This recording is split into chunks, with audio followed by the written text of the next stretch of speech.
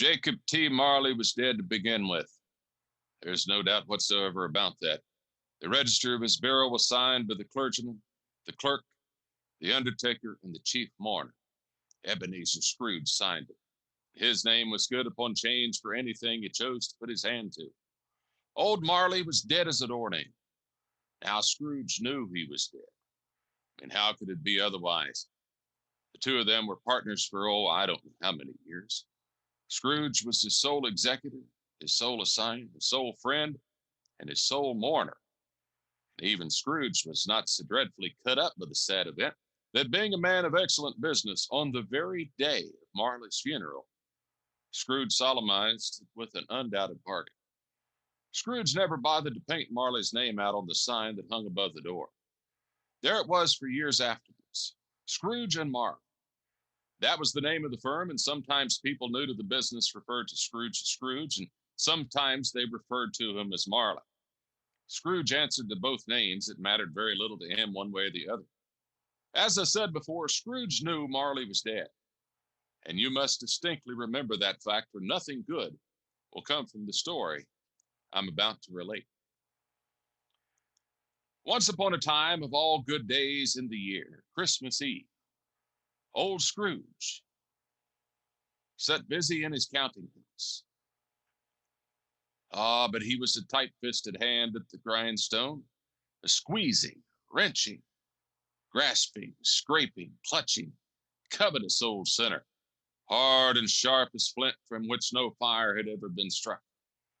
Now the cold within him froze his old features, nipped his pointed nose, shriveled his cheek, made his eyes red, his thin lips blue, and he spoke out shrewdly in a grating voice. Humbug. He iced his office in the dog days and done thawed out 1 degree at Christmas time.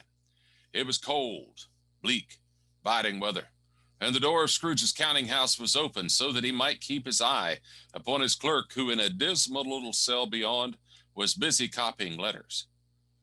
Now Scrooge had a very small fire, but the clerk's fire was so much smaller that it looked like one coal. The door swung open, and in came Scrooge's nephew. A Merry Christmas, Uncle. God save you. Bah, humbug. Christmas? A humbug? Uncle, you don't mean that, I'm sure. I do. Merry Christmas. What reason have you to be merry? You're poor enough? Oh, come on then. What reason have you to be sad? You're rich enough. Bah, humbug. Don't be cross, Uncle. What else can I be when I live in such a world of fools as this? Merry Christmas. What's Christmas but a time for finding yourself another year older and not another hour richer? If I could work my will, every idiot who goes about with Merry Christmas on his lips should be boiled with his own pudding and buried with a stake of holly through his heart he should. Uncle. Nephew, keep Christmas in your way and let me keep it in mine. Keep it? You don't keep it. Let me leave it alone then. Much good it has ever done me, or will. There are many things from which I might have derived pleasure, but have not taken the opportunity. But I have always thought of Christmas as a good time. The only time I know of in the long calendar year when all men and women seem to open their hearts freely, to think of the poor as brothers and not another race of creatures. And therefore, Uncle, though it has never put a scrap of gold or silver in my pocket, I believe Christmas has done me good and will do me good. And I say God bless it. Hear, hear. Let me hear another sound from you, Bob Cratchit, and you'll keep your Christmas by losing your job. You're quite a powerful speaker, sir. Don't be angry, Uncle. Come dine with us tomorrow. Dine with you? I'd rather not. But why not? Good afternoon. You know, with all my heart, I'm sorry to find you so stubborn. In the Christmas spirit, I invited you to dinner. I'll keep this Christmas spirit to the last. So, a Merry Christmas, Uncle. Good afternoon. And a Happy New Year. Good afternoon. Bob, a Merry Christmas to you and your wife and family. Thank you, sir. Thank you. Merry Christmas to you, sir. There's my clerk, Bob Cratchit, with 15 shillings a week and a wife and family, talking about a Merry Christmas. Humbug. Very well, Uncle. Merry Christmas. Scrooge and Marley's, I believe. Have I the pleasure of addressing Mr. Scrooge or Mr. Marley? Mr. Marley is dead. He died 7 years ago this very night. Well, I have no doubt that his generosity is represented by his surviving partner. Bah! Sir, at this festive season of the year, it is usual that we make some slight provision for the poor and the destitute, who suffer greatly at the present time. Hundreds of thousands are in need of common necessities, of common comforts. Are there no prisons? Plenty of prisons. And workhouses for the poor? Are they still in operation? I'm sorry to say they are both very busy. I'm very glad to hear it. Sir, a few of us are trying to raise money to buy the poor some meat and drink and means of warmth. We choose this time of the year because it's the time when want is keenly felt. What shall I put you down for? Nothing. You wish to remain anonymous, then? I wish to be left alone. Since you ask me what I wish, that is my answer. I don't make merry myself at Christmas. My partner Marley never made merry, and I can't afford to make idle people merry. I help to support the establishments which I've mentioned. They cost enough, and those who are badly off must go there. Many can't go there, and many would rather die. If they would rather die, then they had better do it and decrease the surplus population. It's enough for a man to know his own business and not interfere in other people's. Mine occupies me completely. Good afternoon. Oh, I see. Sorry to have troubled you, but good afternoon. I hope you have a Merry Christmas. Humbug. You'll want all day tomorrow, I suppose?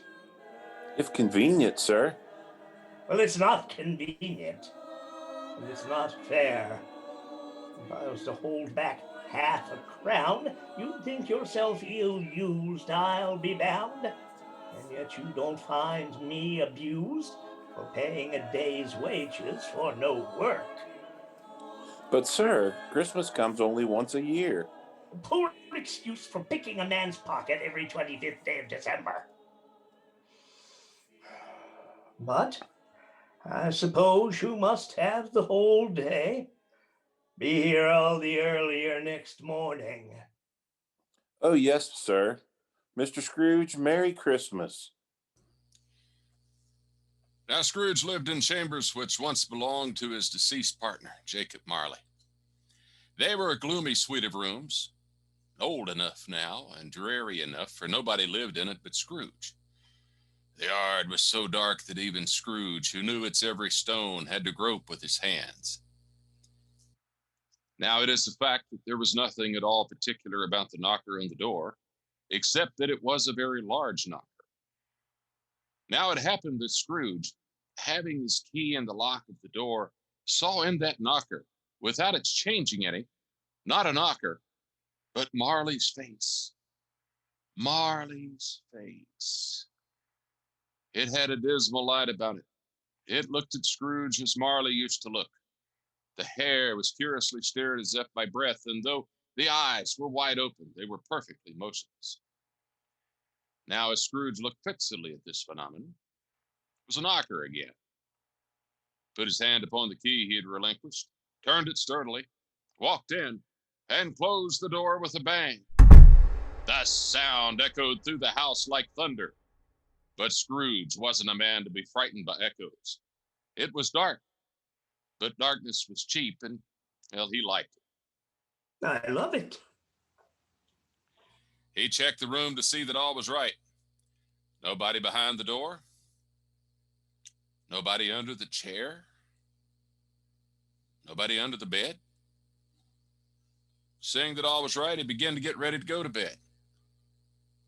Putting on his nightshirt, his slippers, and his nightcap, and then he sat down before the fire.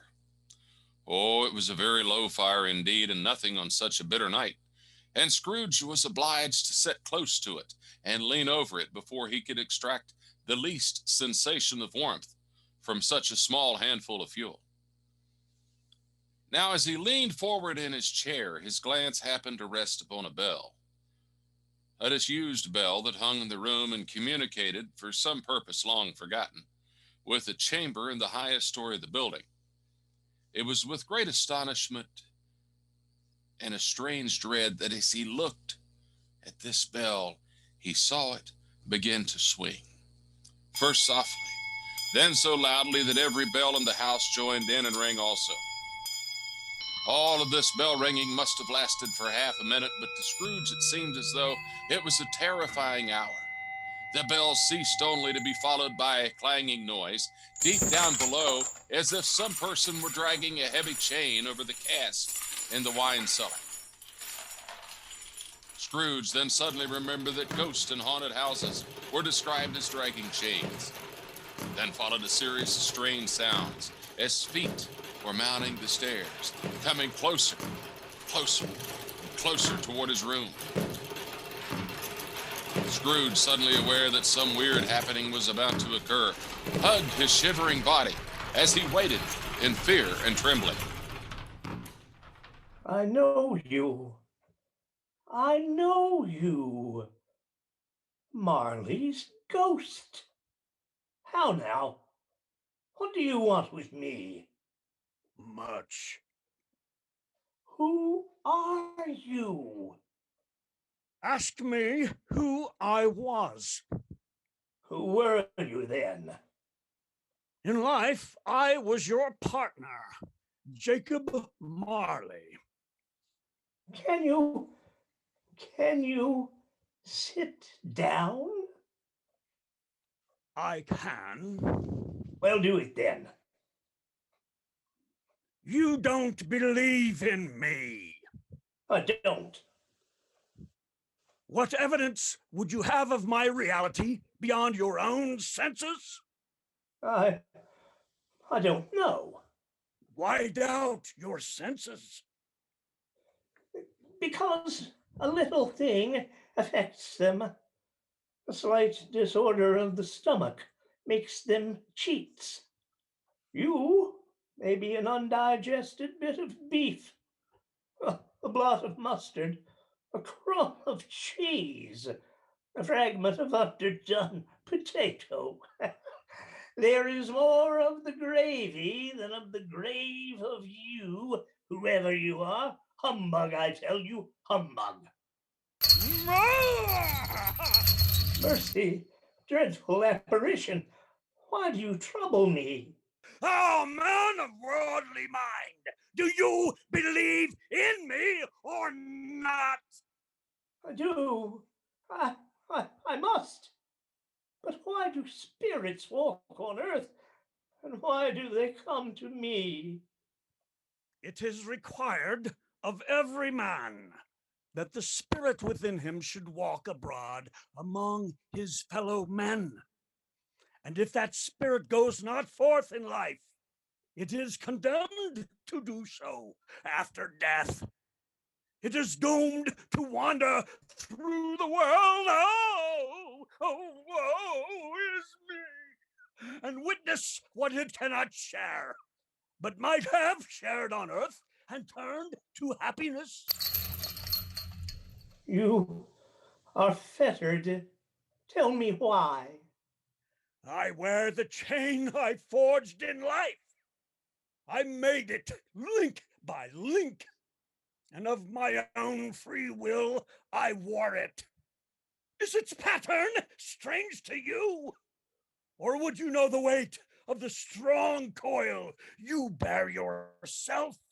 It was full, as heavy as this 7 Christmas Eves ago, and you have labored on it since. It is indeed a ponderous chain. Jacob, old Jacob Marley, tell me more. Speak comfort to me, Jacob. I have none to give. Comfort comes from other regions, Ebenezer Scrooge, and is conveyed by other ministers to other kinds of men. Nor can I tell you what I would. A very little more is permitted to me. I cannot rest. I cannot linger anywhere.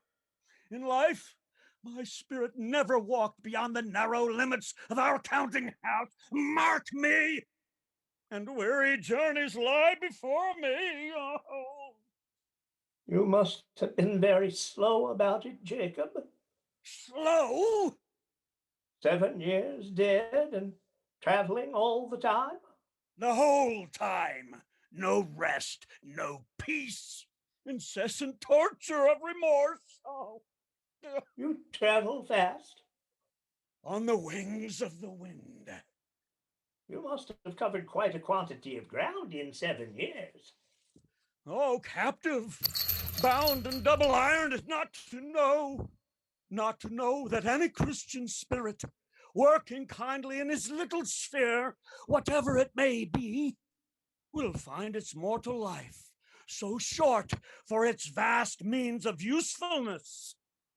Not to know that any space of regret can make amends for one life's opportunities misused. Yet such was I.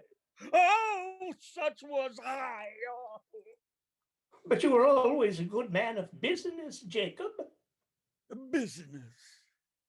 Mankind was my business. The common welfare was my business.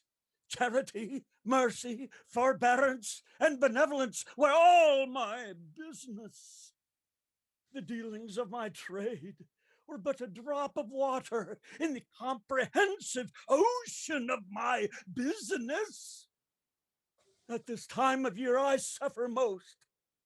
Why did I walk through the crowds of fellow beings with my eyes turned down and never raised them to that blessed star which led the wise men to a poor abode? Were there no poor homes to which its light would have conducted me? Hear me! My time is nearly done. I will. I must. But don't be hard upon me, Jacob, pray.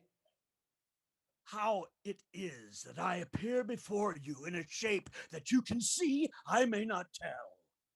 I have sat invisible beside you many and many a day. That is no light part of my penance. I am here tonight to warn you that you have yet a chance and hope of escaping my fate, Ebenezer. You were always a good friend to me. Thank ye. You will be haunted by 3 spirits. Is that the chance and hope you speak of, Jacob? It is. I think I'd rather not. Without their visits, you cannot hope to shun the path I tread. Expect the first tomorrow, when the bell tolls 1. Couldn't I take them all at once and have it over, Jacob? Expect the second one on the next night at the same hour. The third upon the next night, when the last stroke of 12 ceases to vibrate. Look to see me no more. No more.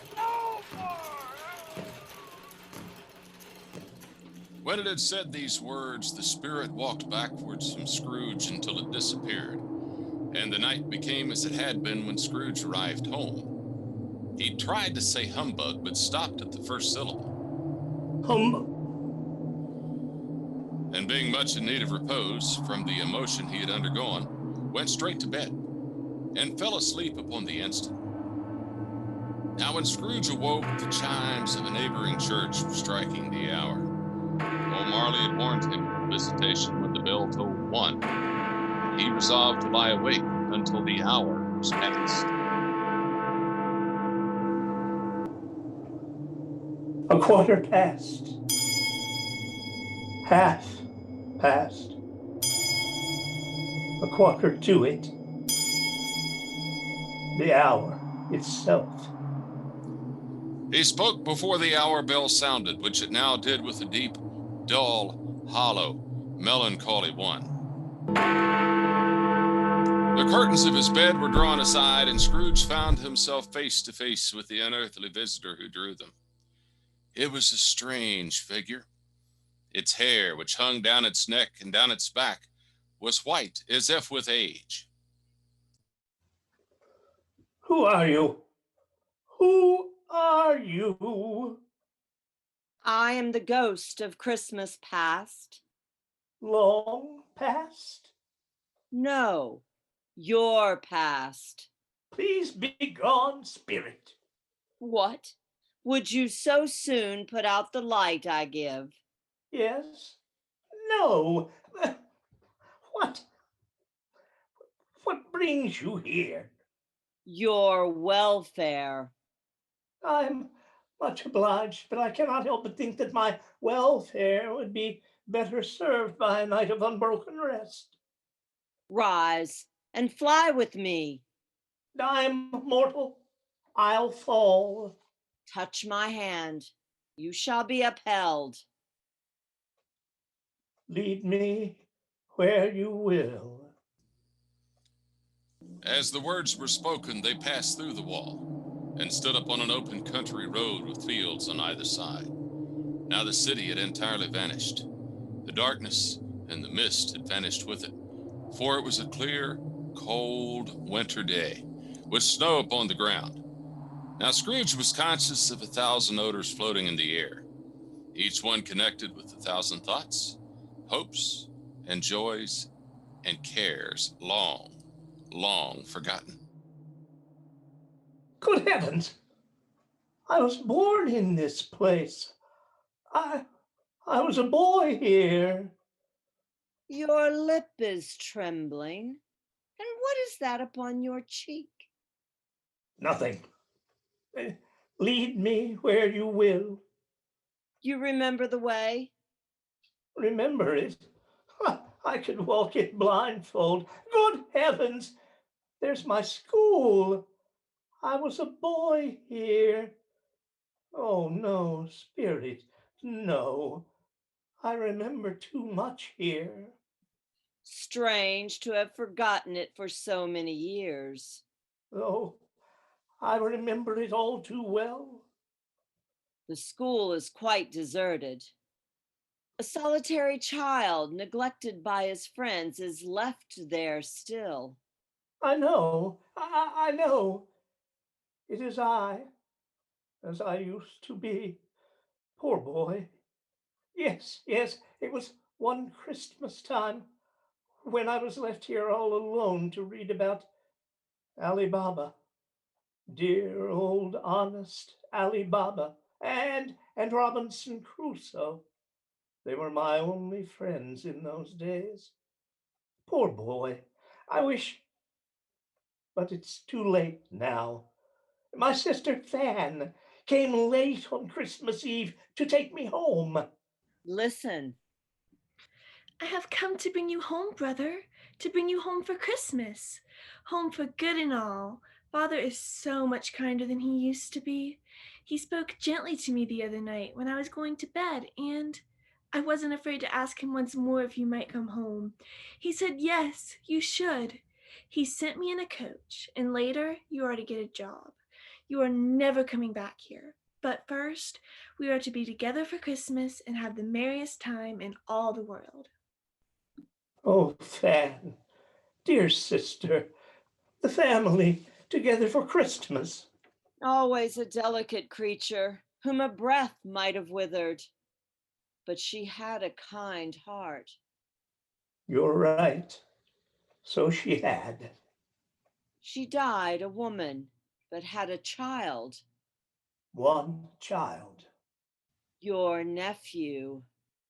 Yes, my nephew, Fred. Although they but at that moment left the school, they immediately found themselves in a large warehouse. It was Christmas time again, but it was evening.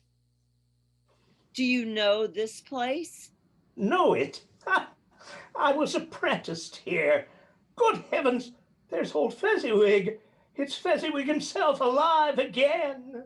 Yo-ho there, Dick. Ebenezer. Fetch the punch, Dick. The cups, Ebenezer.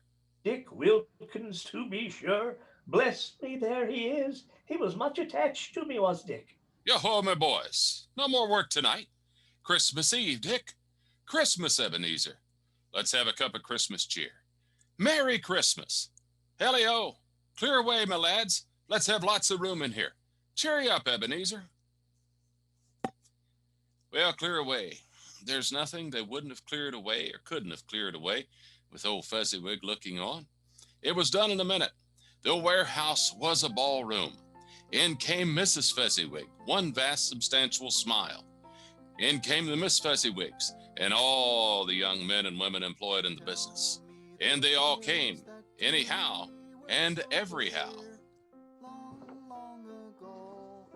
Oh, there were the dances, and there was a cake, and there was a great piece of cold roast, and there were mince pies and plenty to drink. A small matter to make these silly folks so full of gratitude. Small? Yes, is it not? He spent but little money. 3 or 4 pounds, perhaps. Is that so much that he deserved all the praise that was heaped upon him that evening? It isn't that. It isn't that, Spirit. He had the power to render us happy or unhappy, to make our work light or burdensome, a pleasure or a toil. No, the happiness he gave us was as great as if it cost a fortune. My time grows short. Quickly. Again, Scrooge saw himself. He was older now. His face had begun to wear the signs of care and avarice. He was not alone, but stood by the side of a fair young girl in whose eyes there were tears. An idol has displaced me. If it can cheer and comfort you as I would have tried to do, I have no cause to grieve. It matters a very little to you. What idol has displaced you? Gold. What? This is the even-handed dealing of the world. You fear the world too much, Ebenezer. But I have not changed toward you. You are changed. When we were engaged to be married, you were another man. I was a mere boy. Your feelings tell you that you are not what you were. Have I sought release? In words, no, never. In what then? In a changed nature. I'd gladly think otherwise if I could, but I cannot believe you. Ebenezer Scrooge would choose to marry a penniless girl. You think only of gold and nothing else. Humbug. Show me no more. Conduct me home. Why do you delight to torture me? But the relentless ghost pinioned him in both its arms and forced him to watch what happened next. They were in a room, not very large or handsome, but full of love and comfort. Near to the fire sat the beautiful girl, now a married woman. A knocking was heard at the door, and immediately she went to greet her husband. Welcome home, Dick. Belle, I saw an old friend of ours today. Who was it? Guess. But I can't guess. I don't know. Mr. Scrooge. Ebenezer Scrooge? To be sure, Mr. Scrooge it was. I passed by his office window, and as it was not shut, I couldn't help seeing him. There he sat, alone, quite alone in all the world, I do believe. Spirit, take me away from this place. I can't bear it. Hold me no longer. These are the shadows of things that have been. They are what they are. Whereupon the spirit covered its head in a shroud and vanished, leaving behind only distant recollections. Now Scrooge found himself back in his chambers, and he was conscious of being exhausted and overcome by an irresistible drowsiness. He barely had time to reel into bed before he sank into a deep sleep. Now awakening in the middle of a prodigiously tough snore, and setting up to get his thoughts together, Scrooge had no need to be told that the bell was upon the stroke of 1. It was his own room. There was no doubt about that, but somehow it had changed. It was a gayer, brighter, more joyous room. In easy state upon the chair there sat a jolly spirit, glorious to see, who bore a glowing torch and held it up high, high up so that it would shed its light on Scrooge. Scrooge, Ebenezer Scrooge, I am the spirit of Christmas present. Come, look upon me. You have never seen the likes of me before. Never. Come, Ebenezer. Spirit, lead me where you will. Ha ha ha ha ha! Touch my robe. They went on, invisible into the suburbs of the town. The good spirit's kind, generous, hearty nature, and his sympathy with all poor men led him straight to Scrooge's clerk. On the threshold of the door, the spirit smiled and stopped to bless Bob Cratchit's dwelling with the sparklings of its torch. Then up rose Mrs. Cratchit, dressed out but poorly in a twice-turned gown, but brave in ribbons, and she laid the cloth, assisted by Belinda Cratchit, the second of her daughters. Wherever are your precious father and brother Tiny Tim? And Martha wasn't as late as this last Christmas by half an hour. We have such a nice Christmas goose. I don't know how much longer I can wait. Merry Christmas, Mother. Merry Christmas, Martha. Welcome home for Christmas. Bless your heart alive, my dear. How late you are. We had a deal of work to finish up last night, and we had to clear away this morning, Mother. Well, never mind. So long as you are here for Christmas. Sit down, Martha. Lord bless you. No, there's Father coming. Hide, Martha, hide. Well, where's our Martha? Not coming. Not come? Not coming on Christmas Day? Surprise! Here's Martha. And how did little Tim behave in church? As good as gold and better. Somehow he gets thoughtful sitting by himself so much and thinks the strangest things you've ever heard. He told me coming home that he hoped people saw him in the church because he was a cripple, and it might be pleasant to have them remember who made lame beggars walk and blind men see. I think he is growing stronger, my dear. He seems heartier. But now let's have a toast to Christmas. Merry Christmas to us all, my dears. God bless us. Merry Christmas. God bless us, everyone. Spirit, tell me, Tiny Tim, will he live? I see a vacant seat in the poor chimney corner, and a crutch without an owner, carefully preserved. If these shadows are not changed by the future, the child will die. Oh, no, kind spirit. Say he will be spared. If these shadows are not changed by the future, no one will find him home.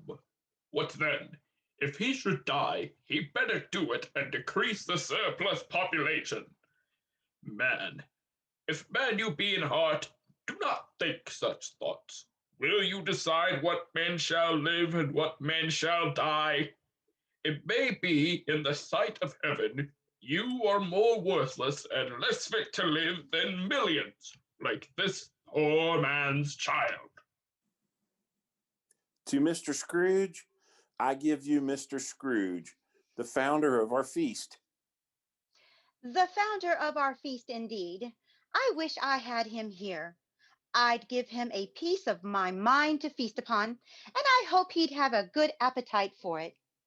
My dear, it's Christmas Day. I will toast his health for your sake and the day, not for his. Long life to him, a Merry Christmas and a Happy New Year. Now, the presents. By this time, it was getting dark and snowing heavily, and Scrooge and the spirit went along the streets. It was a great surprise to Scrooge to hear a hearty laugh. It was a much greater surprise to Scrooge to recognize it as his own nephew's laugh, and to find himself in a bright, dry, gleaming room, looking at that very same nephew. And he said Christmas was a humbug, as I live, and he believed it too. Shame on him, Fred. Oh, he's a comical old fellow, that's the truth. And not a pleasant one, as he might be. However, his offenses carry their own punishment, and I have nothing against him. I'm sure he's very rich, Fred. What of that, my dear? His wealth is of no use to him. He never does any good with it. He doesn't make himself comfortable with it. I have no patience with him, Fred. Oh, I have. I feel sorry for him. I couldn't be angry with him if I tried. Who suffers most by his ill whims? Himself always. Here he takes it into his head to dislike us, and he won't even come dine with us. What's the consequences? He won't lose much of a dinner. Oh, indeed. He loses a very good dinner. Oh, go on with you. You're only teasing. I think I shocked him yesterday. I mean, to give him the chance every year, whether he likes it or not. He may rail at Christmas until he dies. I defy him. If he finds me going there year after year in good temperament and saying, Uncle Scrooge, how are you? And Merry Christmas, Uncle Scrooge. Well, I hope you did shock him. Something needs to shake him. Well, enough of this talk of Uncle Scrooge. It's Christmas Day. I have a new game to play. It's called Yes or No. So I have to think of something, and you must find out what it is. I can only answer yes or no to your questions as the case might be. Okay, now, I'm thinking of something. Is it an animal? Yes. A disagreeable animal? Yes. Does it growl and grunt sometimes? Yes. A tiger? No. A dog? A pig? No, not a dog, not a pig. A bear? No, not a bear. Oh, I know what it is, Fred. I know. What is it? It's Uncle Scrooge. But you should have said yes to it's a bear. Well, he has given us plenty of merriment. I say Merry Christmas to him wherever he is. You shouldn't take it from me, but he may have it nevertheless. Merry Christmas, Uncle Scrooge, and Happy New Year. My time upon this globe is very brief. It ends tonight. Tonight? Yes, tonight at midnight. Hark! The time is drawing near. One last warning.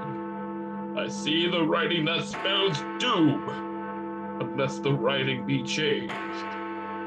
Is there no refuge? Are there no prisons? Are there no workhouses for the poor? Scrooge looked about him for the ghost and saw it not. As the last stroke ceased to vibrate, he remembered the prediction of old Jacob Marley, and lifting up his eyes, he beheld a solemn phantom, draped and hooded, coming along the ground like a mist toward him. Am I in the presence of the ghost of Christmas yet to come? Are you about to show me shadows of the things that have not happened, but will happen in time before us? Is that not so? Ghost of the future, I fear you more than any spectre I have yet seen. Will you speak to me? Lead on, lead on. The night is waning fast, and it is precious time to me, I know. Now the ghost conducted him through several streets familiar to his feet. They entered poor Bob Cratchit's house and found the mother and daughter seated around the table. It was quiet, very quiet. The mother and her daughters were engaged in sewing. Mrs. Cratchit laid her work aside and put her hand up to her face to hide the tears. The color hurts my eyes. The color? There. They're better now. It makes them weak by candlelight, and I wouldn't show weak eyes to your father. He must be coming home soon. It is rather late, but these last few evenings, I think he has walked a little slower than he used to, Mother. I have seen him walk rather quickly with Tiny Tim upon his shoulders. And so have I often, but he was very light to carry, and Father loved him so. You're quite right, my dear. And he was no trouble at all. But now he's gone. There's your father at the door. Here is your tea, Bob. I praise your needlework, mother and daughters. You went today, Robert? Yes, my dear. I wish you could have gone. It would do your heart good to see how green a place it is. But you will see it often. I promised Tim that I would walk there on Sundays. My little child. My little Tim. Try not to grieve, Bob. Yes, he wouldn't want that. Well, I must tell you of the extraordinary kindness of Mr. Scrooge's nephew, whom I have scarcely seen but once, and whom I met on the street today. Seeing I was just a little down, he inquired what had happened to distress me, on which I told him about Tim. And he is the kindest spoken man you have ever heard, for he said, I am heartily sorry for it, Mr. Cratchit, and heartily sorry for your good wife and daughters. And then he said, if there is anything I can do to be of service to you in any way, handing me his card, he said, that is where I live. Pray come to see me. It seemed as if he had known our Tim and shared in our sorrow. I am sure he is a good soul. I know we must all part someday, but I know that however and whenever we part from one another, we shall none of us forget our Tiny Tim. Shall we? Or this first parting there was among us? Oh, no, never. No, never. And I know that when we recollect how patient and how mild he was, although he was but a little child, we shall not quarrel easily among ourselves and forget Tim in doing so. I know that he is resting now. Then the spirit took Scrooge to a busy city street where they overheard two women talking. No, I don't know much about it either way. All I know is that the old man is gone. When did he die? Last night, I believe. What was the matter with him? I thought he was too mean to die. God only knows. What's he done with all his money? I haven't heard. Left it to his company, I suppose. He hasn't left it to me, that's all I know. It's likely to be a cheap funeral, for upon my life I don't know of anybody to go to it. Suppose we make up a party and volunteer. Now that I think of it, I'm not at all sure that I wasn't his best friend. We used to speak whenever we met. Whew, cold, isn't it? Seasonable for Christmas time. Merry Christmas to you. And a Merry Christmas to you, madam. Spirit, you attach importance to a conversation so trivial. Is there some hidden meaning? They can scarcely be speaking of the death of Jacob Marley, for his death is past. and your province is in the future. Who was that man they were speaking of? A man who had no one to come to his funeral. The phantom spread its dark robe before him for a moment, and they found themselves in an obscure part of town, a place where Scrooge had never been before. He recognized its situation, however, and its bad repute. The way was foul and narrow. The whole quarter reeked with crime, filth, and misery. Far in this den there was a shop where iron, old rags, bottles, bones, and greasy offal were brought. On the floor within were piles of rusty keys, mountains of unseemly rags, and sepulchres of bones. Sitting among the wares he dealt in was a dirty gray-haired rascal, nearly 75 years of age.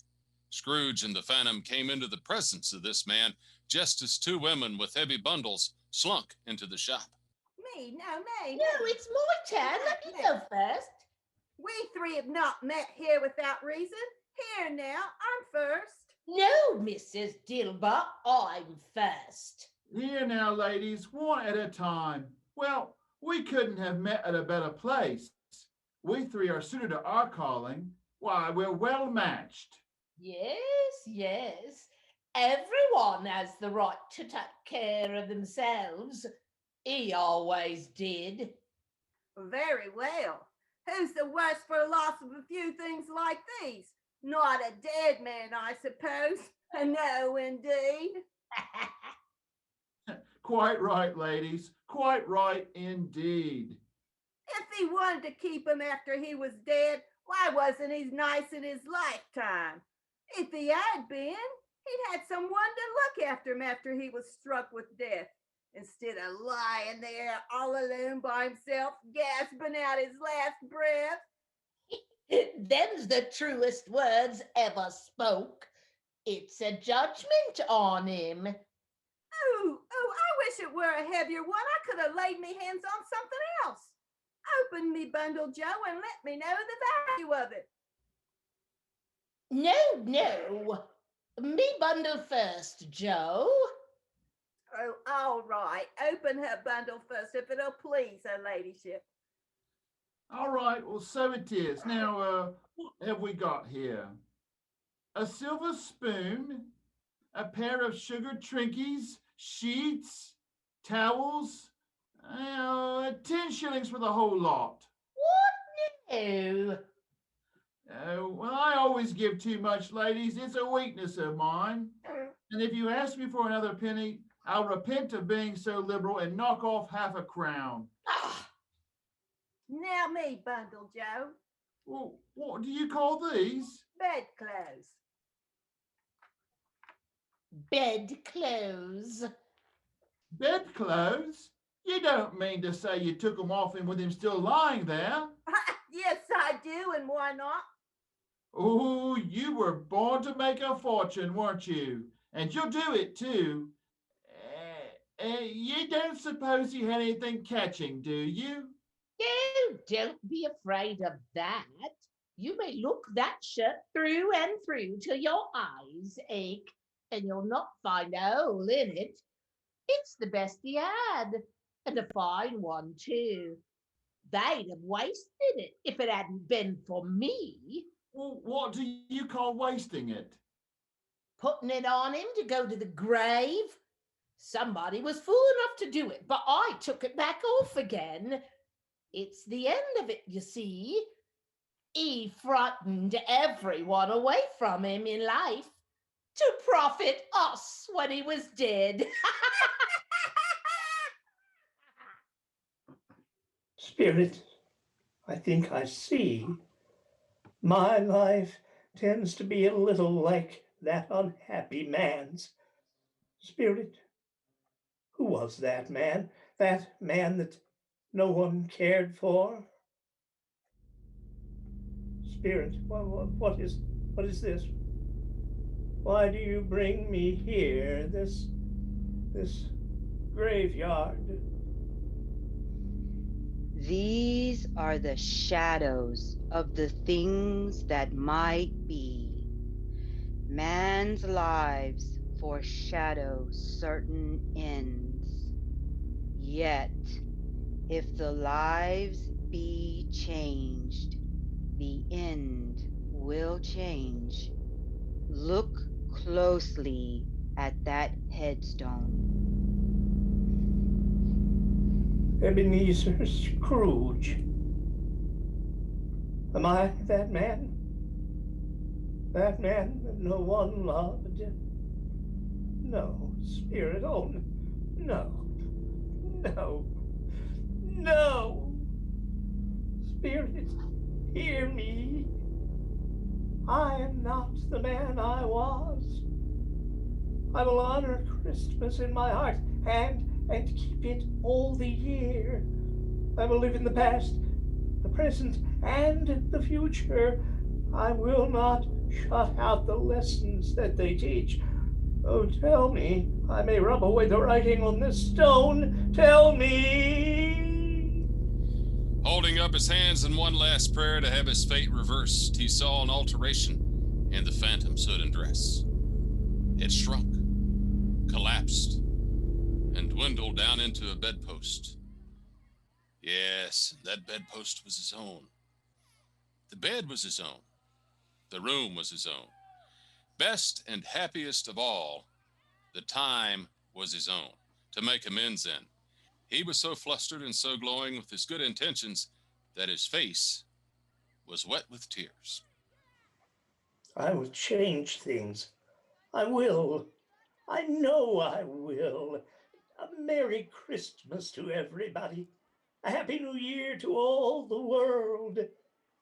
I don't know what day of the month it is. I don't know how long I've been among the spirits. Oh boy. Hello. Hello there. What say? What's today, my fine fellow? Today? Why, Christmas Day. It's Christmas Day. I haven't missed it after all. My fine fellow. Yes? Do you know the poulterers in the next street at the corner? I hope I do. An intelligent boy, a remarkable boy. Do you know whether they've sold the prize turkey that was hanging up there? Not the little prize turkey, the big one? The one as big as me? What a delightful boy. It's a pleasure to talk to him. Yes, that's the one. It's hanging there now. It is? Well, go and buy it. I'm in earnest. Go and buy it and bring it here that I may give you directions. Come back in less than 5 minutes and I'll give you half a crown. I'll send it to Bob Cratchit. He shan't know who sent it. It's twice the size of Tiny Tim. Oh, those spirits. I've not missed Christmas. They've done it all in one night. Well, they can do anything they like. Of course they can. I shall love it as long as I live. Whoop! There's the turkey. Here, boy, here's an address in Camden Town. Take it there to Mr. Bob Cratchit. But don't tell him who sent it.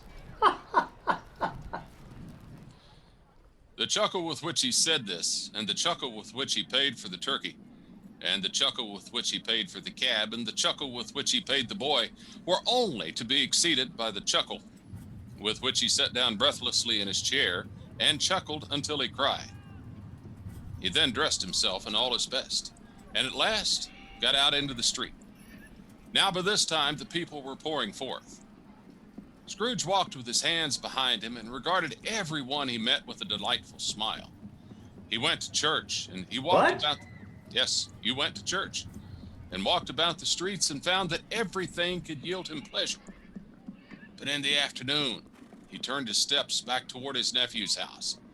He passed the door, I don't know, a dozen times or so, before finally working up enough courage to simply go up and knock.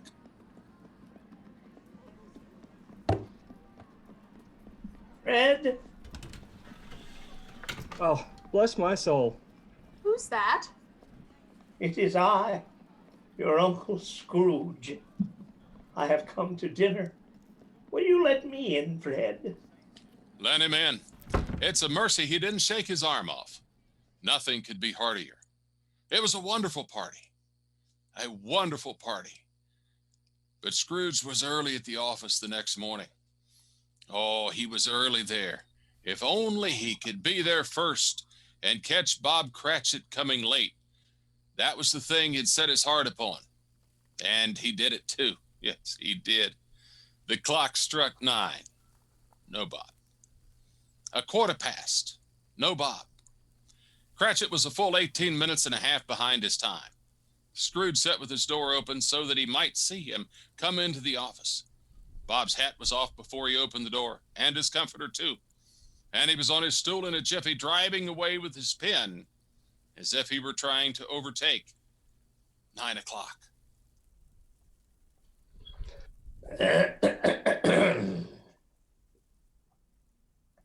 Now, I'll tell you what, my fine fellow. I'm not going to stand for this sort of thing any longer. And therefore, I'm going to raise your salary. A Merry Christmas, Bob. A merrier Christmas than I have given you in many a year. I'll raise your salary and endeavor to assist your struggling family. We'll discuss your affairs this very afternoon over a Christmas bowl of smoking ale. But now, Bob, make up the fires and buy another ton of coal before you dot another I, Bob Cratchit. Now Scrooge was better than his word. He did all of this and infinitely more. And to Tiny Tim, who did not die, incidentally, he became a second father. He became as good a friend, as good a master, and as good a man as the good old city knew, or any other good old place in the world for that matter. He had no further conversation with spirits, but he lived so that it was always said of him that he knew how to keep Christmas well. And if any man alive possesses his knowledge, may that truly be said of all of us. And so, as Tiny Tim observed, God bless us, everyone.